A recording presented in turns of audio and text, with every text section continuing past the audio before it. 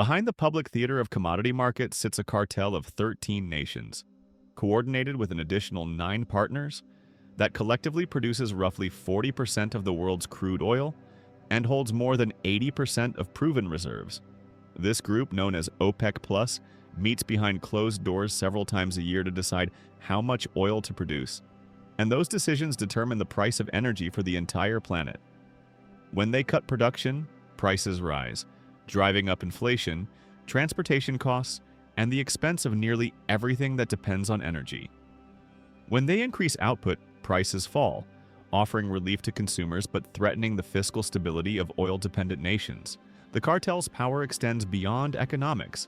It shapes geopolitical alignments, influences wars, and sustains the dominance of the US dollar through the petrodollar system that ties oil sales to American currency.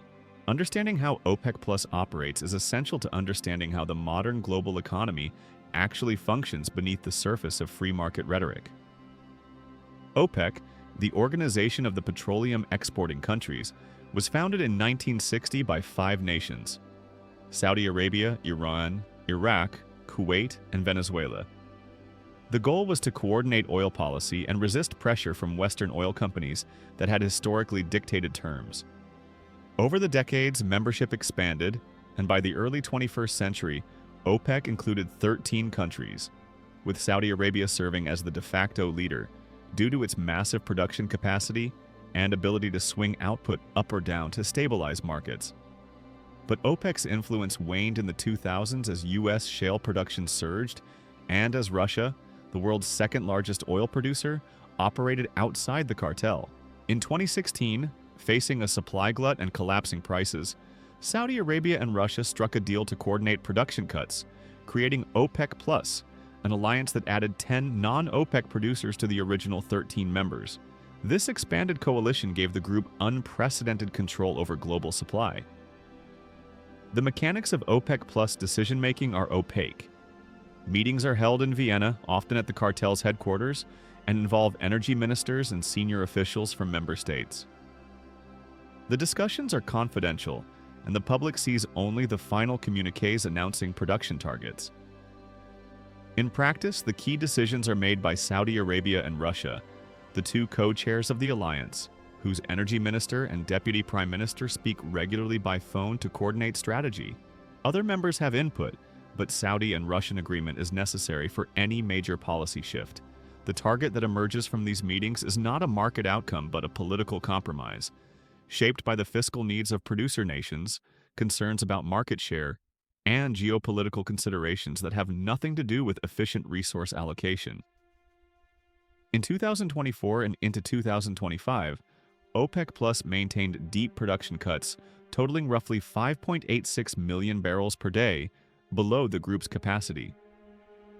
Saudi Arabia alone cut production to 8.96 million barrels per day, the lowest level since 2010. Russia reduced output to 9.15 million barrels per day, also a multi-year low. The justification was market stability, with sluggish demand growth from China, rising U.S. shale output, and concerns about a potential oversupply. The cartel argued that cutting production was necessary to prevent prices from collapsing. Brent crude hovered around $80 per barrel through much of this period, a level that many OPEC Plus members need to balance their national budgets, but that remains below the $100+ levels they would prefer. The cost of this strategy was significant. By holding back production, OPEC Plus surrendered market share to countries outside the alliance, particularly the United States, which continued to increase output.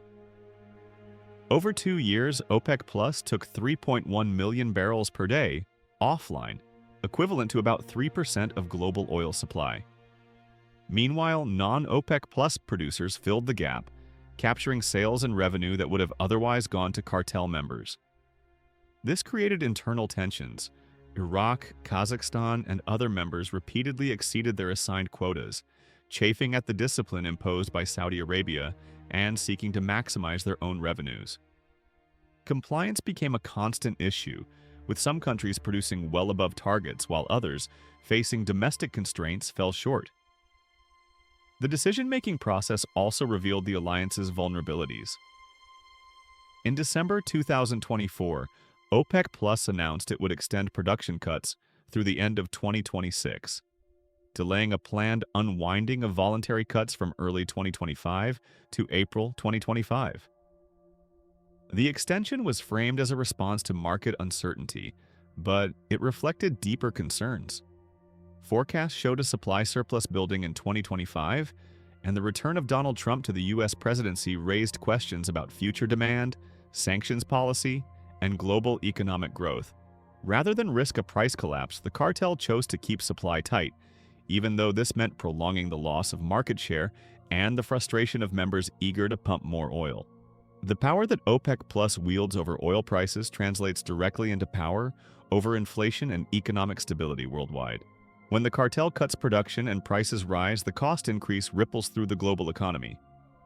Higher oil prices mean higher gasoline and diesel prices, which raise transportation costs for goods, increase input costs for manufacturing, and push up prices for heating, electricity, and petrochemical products.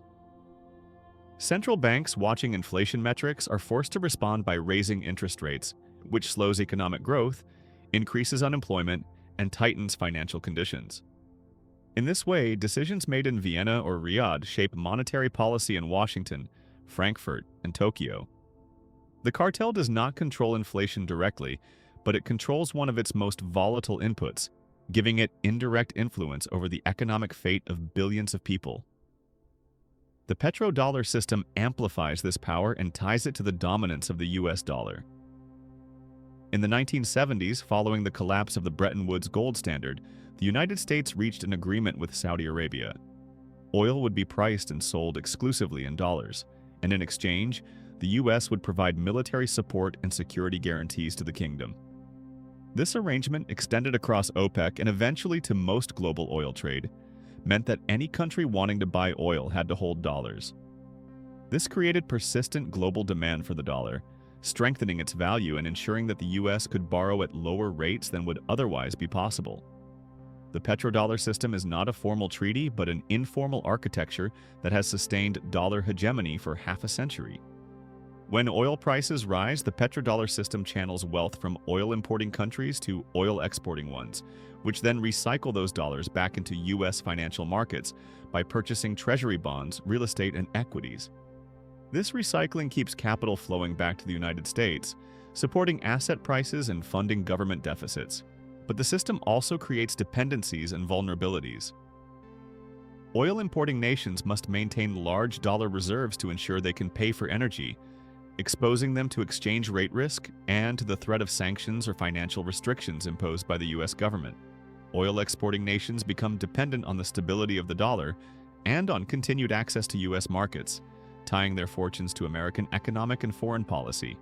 The geopolitical dimension of OPEC Plus extends to conflicts and alliances.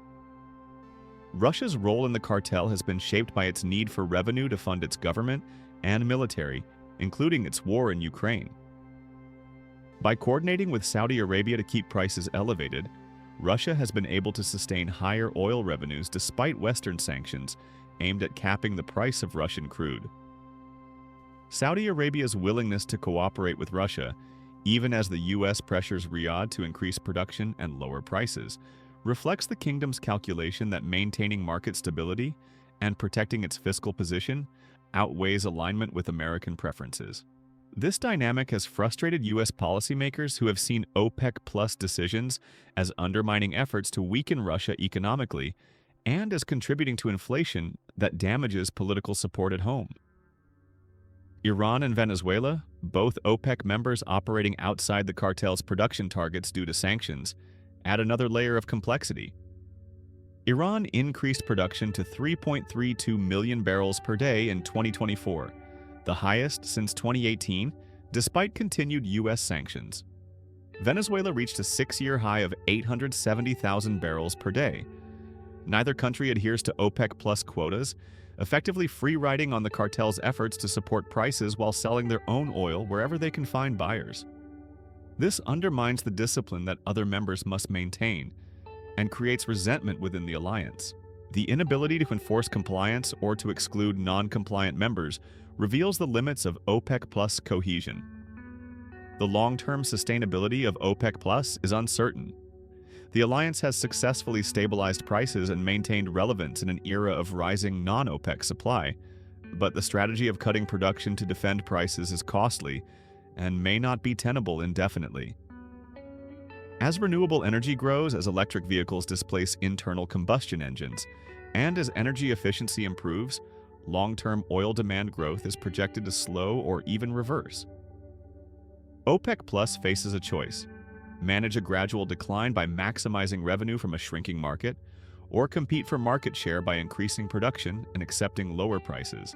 The internal debates over this choice are already visible in the tensions between Saudi Arabia, which has the fiscal space to tolerate lower prices, and countries like Iraq and Nigeria, which desperately need higher revenues and want to pump more oil.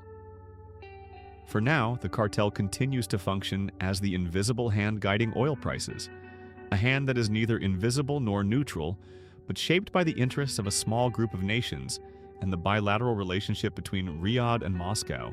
Every time consumers fill their gas tanks, every time central banks adjust interest rates in response to inflation, and every time the petrodollar system channels wealth across borders, they are participating in an order that OPEC Plus has worked for decades to construct and defend.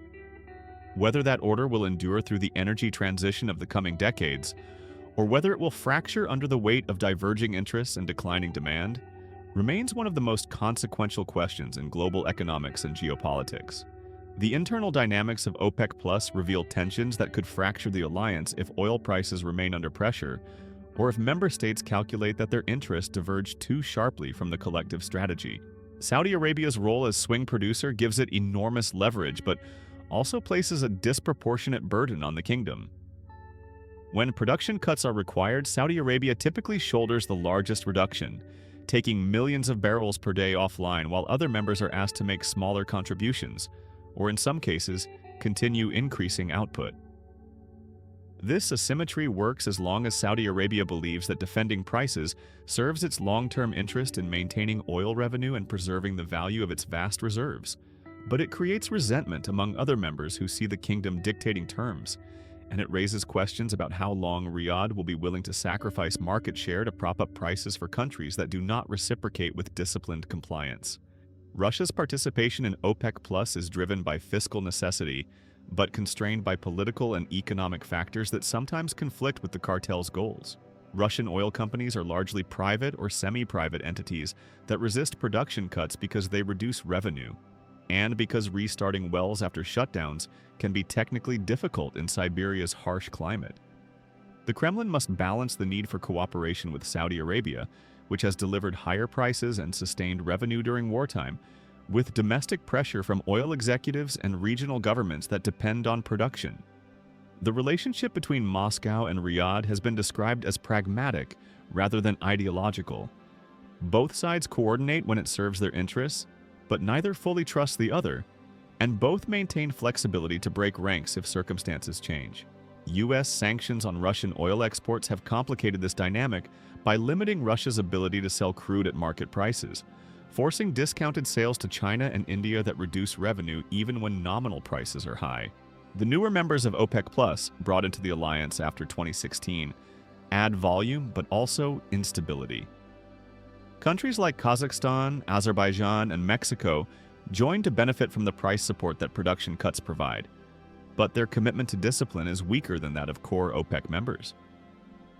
Kazakhstan repeatedly exceeded its production quota in 2024, producing 300,000 barrels per day above its target, citing technical constraints and the need to fulfill contracts with foreign oil companies operating in the country. Iraq, an original OPEC member, has also struggled with compliance, torn between the cartel's targets and its desperate need for oil revenue to fund reconstruction and government operations after decades of war. These deviations undermine the effectiveness of cuts and force Saudi Arabia and Russia to reduce their own output even further to compensate, concentrating the burden on the two largest producers. The economic consequences of prolonged production restraint extend beyond lost revenue.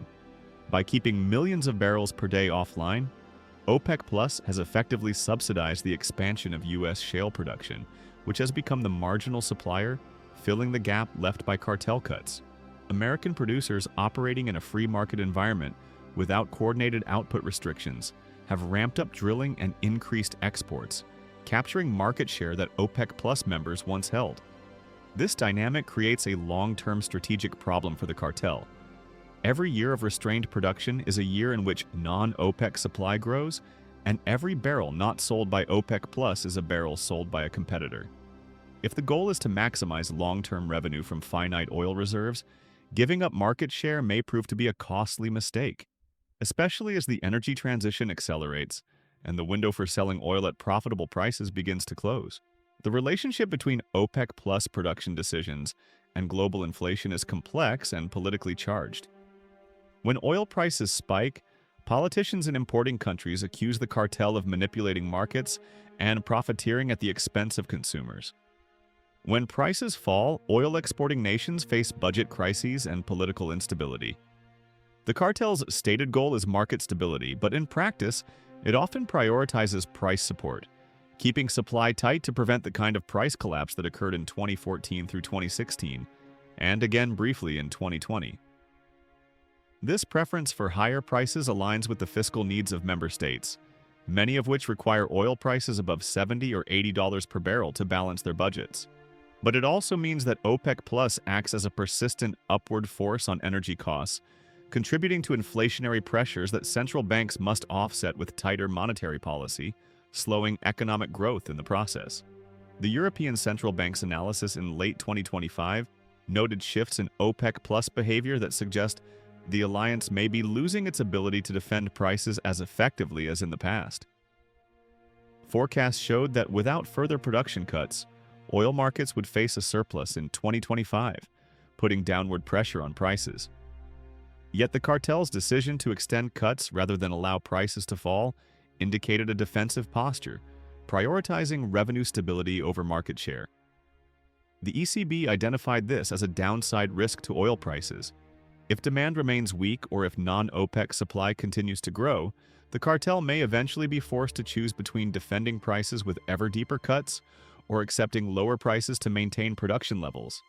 Either outcome would have significant implications for global inflation, energy security, and the fiscal health of oil-dependent nations.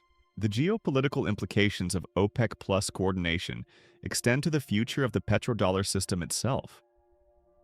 China, the world's largest oil importer, has been pushing for years to settle oil trades in yuan rather than dollars, seeking to reduce its dependence on the US currency and to internationalize its own. Russia, facing sanctions and frozen dollar reserves, has an incentive to support alternative payment systems. Saudi Arabia, traditionally the guarantor of the petrodollar arrangement, has shown signs of hedging, exploring yuan-denominated oil sales, and deepening economic ties with China. If OPEC Plus members begin to accept payment in currencies other than dollars on a large scale, the demand for dollars that has underpinned American financial dominance for 50 years would weaken, with consequences for U.S. interest rates, borrowing costs, and global influence.